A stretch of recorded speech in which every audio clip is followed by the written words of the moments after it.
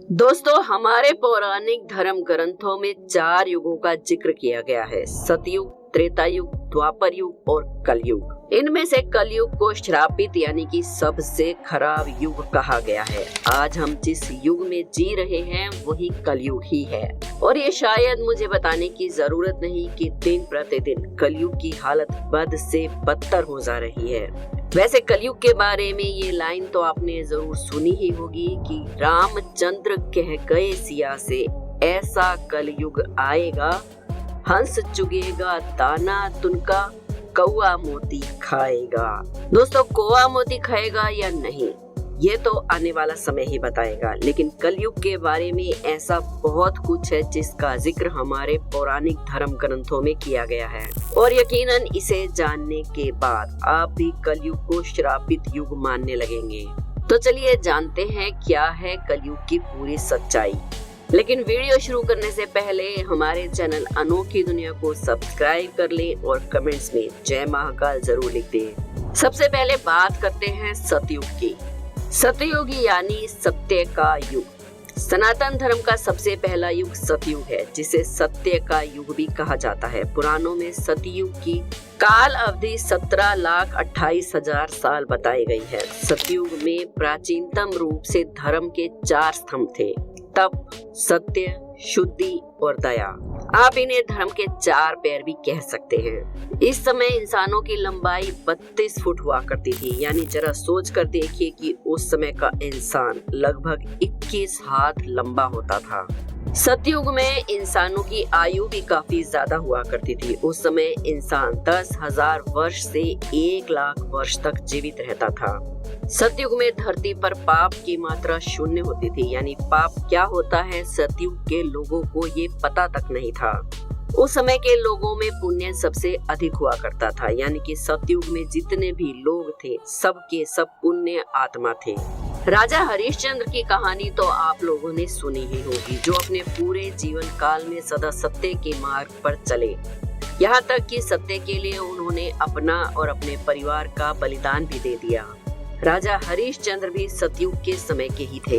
दूसरे नंबर पर है त्रेता युग, जिसे रजत युग भी कहते हैं। सनातन धर्म का दूसरा युग त्रेता युग को कहा जाता है। इस युग की काल अवधि 12,96,000 वर्ष थी। इस युग को रजत युग या फिर बहुत से लोग सिल्वर एज भी कहते हैं। इस युग में धर्म के सिर्फ 3 स्तंभ थे: सत्य, शुद्धि, दया। दरअसल धर्म का चौथा स्तंभ तप इस युग में अंत के घाट तक पहुंच गया था। त्रेता युग में मनुष्य की लंबाई 21 फीट होती थी, यानी कि लगभग 14 हाथ के बराबर, और आयु लगभग 10,000 वर्ष की थी। त्रेता युग तक समाज वर्णों में विभक्त हो गया था। समाज में ब्राह्मण, क्षत्रिय, वैष्णव, शूद्र आदि वर्ण अस्तित्व में आ चुके थे। इस युग में लोग अपने कर्तव्यों का पालन तो करते थे, लेकिन उनके अंदर लालच और ईर्ष्या का भाव भी घर कर चुका था। इसलिए त्रेता युग में पाप की मात्रा बढ़कर 25% हो गई थी और पुण्य की मात्रा घटकर 75% रह गई थी। जहाँ इस युग में भगवान विष्णु अपने वामन और राम अवतार में अवतरित हुए, वहीं इस युग में बाली और रावण जैसे महान राक्षस भी हुए। बाली जिन्होंने भगवान वामन को पूरी धरती दान में दे दी थी, तो वही रावण जैसा राक्षस भी था जिसने सीता माता का अपहरण किया, लेकिन उन्हें छुआ तक नहीं। द्वापर युग सनातन धर्म का तीसरा युग है। इस युग की काल अवधि 8,64,000 वर्ष थी। धर्म का तीसरा स्तंभ इस युग के अंत तक खत्म हो गया था, और वो स्तंभ था शुद्धि। इसीलिए इस युग में धर्म के केवल 2 ही स्तंभ बचे थे, और वो थे सत्य और दया। इस युग में इंसान की लंबाई घटकर 11 फीट रह गई थी, यानी लगभग 7 हाथ, और आयु घटकर 1000 वर्ष रह गई थी। इस युग के लोगों को अपने कर्तव्य का ध्यान नहीं था। लोगों के अंदर काम, क्रोध, लोभ जैसी भावनाएं जन्म ले चुकी थी। इस वजह से इस युग में पाप की मात्रा भी 50% और पुण्य की मात्रा भी घटकर 50% हो गई थी, यानी इस युग में आधे मनुष्य पापी और आधे पुण्य आत्मा थे। हालांकि द्वापर युग के ही इतिहास का सबसे बड़ा महायुद्ध महाभारत युद्ध हुआ था, जिसमें एक स्त्री को भरे समाज में लज्जित किया गया था। अधर्म को बढ़ता देखकर इस युग में भगवान विष्णु अपने कृष्ण अवतार में अवतरित हुए थे और धर्म की स्थापना के लिए उन्होंने महाभारत के महायुद्ध में पांडवों का साथ दिया था। साथ ही साथ इस युग में भगवान श्री कृष्ण ने कुरुक्षेत्र की युद्ध भूमि में अर्जुन को गीता का ज्ञान भी संपूर्ण मानव जाति को धर्म के महत्व से परिचित कराने के लिए दिया था। अब बात करते हैं कलयुग की। सनातन धर्म का चौथा और अंतिम युग है कलयुग। पुराणों में कलयुग की काल अवधि 4,32,000 साल बताई गई है। वर्तमान में जो हम जी रहे हैं यही कलयुग है।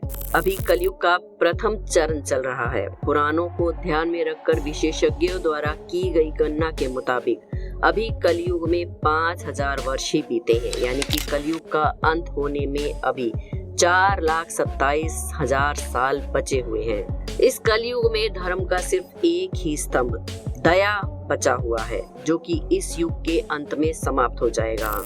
वहीं इस युग में पाप की मात्रा 75% और पुण्य की मात्रा 25% बताई गई है। साथ में ये भी कहा गया है कि पुण्य की मात्रा कलयुग के अंत तक घटकर 0 यानी कि 0 हो जाएगी।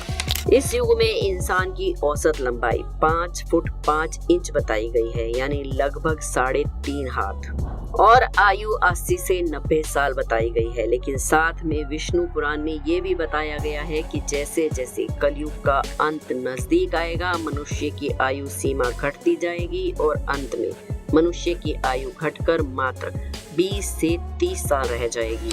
उस समय छोटे छोटे बच्चे गंभीर बीमारियों का शिकार होंगे। अल्पायु में ही बच्चों की आंखों पर चश्मे और बालों में सफेदी छा जाएगी। हर इंसान रोग से परेशान होगा, बच्चों से लेकर बूढ़े तक। कलयुग में हर कोई चिंताओं से घिरा रहेगा। कलयुग के अंत में विवाह एक प्रकार का समझौता होगा। जिसके पास पैसा होगा, स्त्रियां सिर्फ उसी से विवाह करेंगी और सिर्फ उन्हें ही अपने पति के रूप में स्वीकार करेंगी। जो दहेज दे पाएगा, बस उसके घर की बेटियों का ही विवाह होगा। लोगों में एक दूसरे के प्रति समर्पण और सम्मान का भाव समाप्त हो जाएगा। रिश्तों का महत्व नहीं रहेगा। पति और पत्नी एक दूसरे के प्रति ईमानदार नहीं रहेंगे।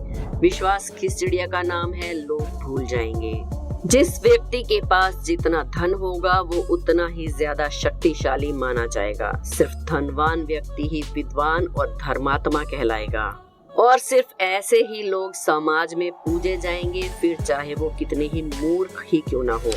वर्तमान समय में जिस तरह से धरती पर अधर्म और पाप बढ़ रहा है, जिस तरह से परिस्थितियां हमारे सामने आ रही हैं, उस हिसाब से देखा जाए तो ये सारी बातें सच होती हुई नजर आ रही हैं। धर्म ग्रंथों के मुताबिक कलयुग के अंत में धरती के एक हिस्से में लोग जहां बाढ़ से तबाह हो रहे होंगे, वहीं दूसरे हिस्से में लोगों को सूखे के प्रकोप का सामना करना पड़ेगा। और जैसे जैसे कलयुग का अंत नजदीक आएगा, पृथ्वी पर मौजूद सारी नदियां सूखती चली जाएंगी। और जैसा कि आप और हम देख ही रहे हैं, इस युग में पद्मा और सरस्वती नाम की नदियां लोप पहले ही हो चुकी हैं। अब सिर्फ गंगा बची है। ये भी कलयुग के अंत तक विलुप्त हो जाएगी, जिसके बाद पानी की कमी की वजह से धरती फटने लगेगी और फिर एक समय ऐसा आएगा जब लोग पानी की बूंद बूंद के लिए तरसकर अपने प्राण त्यागेंगे। उस समय धरती पर सिर्फ अधर्म का बोलबाला होगा। लोगों की हृदय से दया भाव समाप्त हो चुका होगा। लोग सिर्फ अपने बारे में सोचेंगे और खाने के एक एक दाने के लिए अपनों का खून बहाने से भी नहीं कतराएंगे। कलयुग में पाप की सीमा पार हो जाएगी। लोगों के हृदय में धर्म का स्थान अधर्म ले लेगा और धरती पर दुष्टों का संहार करने के लिए भगवान विष्णु अपने कल्कि रूप में अवतरित होंगे। भगवान विष्णु का ये कल्कि अवतार 64 कलाओं से युक्त होगा। उस वक्त ये एक सफेद घोड़े पर सवार होकर संसार में पापियों का नाश करेंगे। उनके एक हाथ में तलवार होगी तो वहीं उनके दूसरे हाथ में तीर कमान होगी। धर्म ग्रंथों के मुताबिक जिस तरह त्रेता युग में भगवान श्री कृष्ण ने वैकुंठ लौट जाने के बाद द्वापर युग की शुरुआत की थी, ऐसा माना जाता है कि जब कलयुग में भगवान कल्कि पापियों का संहार करके वैकुंठ लौट जाएंगे, तब धरती पर भयंकर प्रलय आएगा। जीवन समाप्त हो जाएगा, तब एक बार फिर से नए युग की शुरुआत होगी, जो कि सतयुग होगा। दोस्तों, ये थी कलयुग की असली कहानी। क्या आप इसके बारे में पहले से जानते थे? अगर जानते थे तो हमें कमेंट्स में जरूर बताइएगा। वीडियो पसंद आई हो तो एक लाइक जरूर करें। हमारे चैनल अनोखी दुनिया को सब्सक्राइब करके बेल आइकन को प्रेस करना बिल्कुल ना भूलें। कमेंट्स में जय श्री कृष्णा जरूर लिखें।